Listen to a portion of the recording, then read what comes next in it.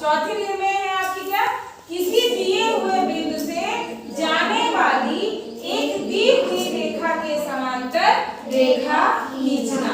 पहले बात आप ये समझ लीजिए कि समांतर रेखा क्या है। समांतर समझ रहे हो कि वह जो दो रेखाएं जो साथ साथ तो चले, हमेशा एक साथ रहे, मगर कभी आपस में मिले ना, ऐसी रेखा को हम समांतर किसे बोलेंगे। क्या ये रेखा समांतर है? बिल्कुल नहीं है, क्योंकि ये दोनों आपस में क्या है, मिल गए।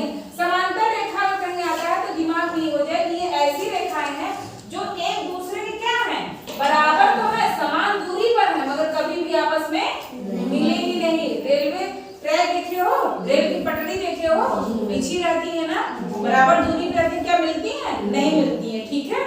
वो तो ये समांतर रेखाएं, वो इनकी दूरी क्या होगी, हमेशा बराबर रहेगी, मगर ये रेखाएं आपस में मिलेंगी नहीं, ठीक है। जैसे नदी के दो किनारे हो गए, सड़क के किनारे हो गए, ये सब कैसे बनते हैं, समांतर रेखा की तरह, ठीक है।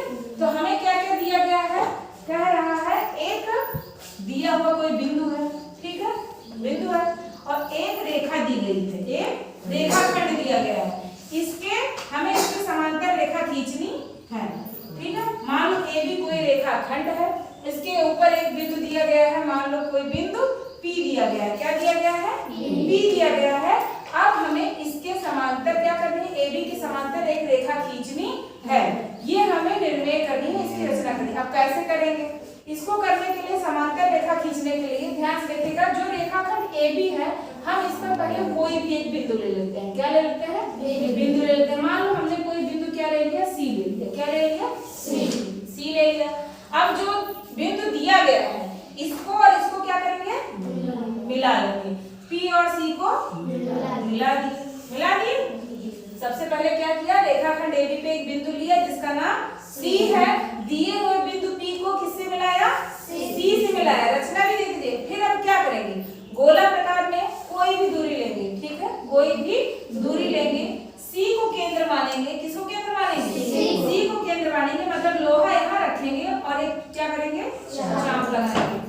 अभी वो दूरी हिलाना नहीं, गोला प्रकार अगर हिल गया, दूरी अगर थोड़ी सी भी चेंज हो गई तो आपकी निर्णय गलत हो जाएगी, ठीक। अभी उतनी ही दूरी से आप क्या करेंगे, वही दूरी है, P को केंद्र मानेंगे, किसको मानेंगे, P को केंद्र मानेंगे, और चाप किधर लगाएंगे, इस तरफ एक चाप लगाएंगे, लग गया चाप।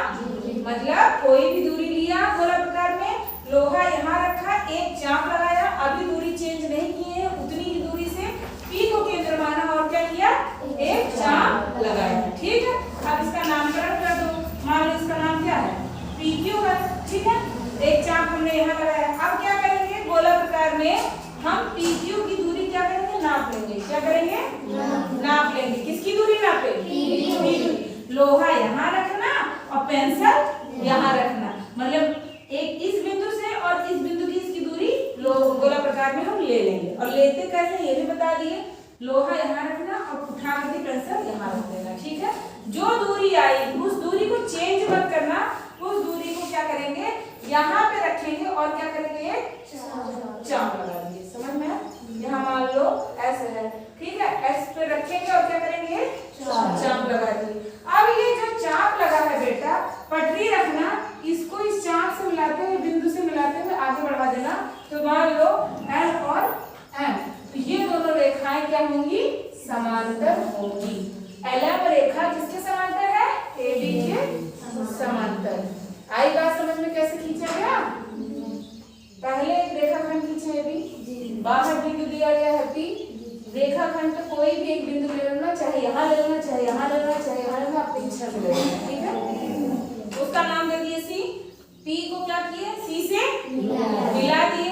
मिलाने के बाद गोला प्रकार में किसी भी त्रिज्या कोई भी दूरी लेना, C को केंद्र मानना, एक चाप लगाना, उसी दूरी से बिना दूरी चेंज किए P को केंद्र माने और एक चाप लगा, इस तरफ लगाए, ठीक है।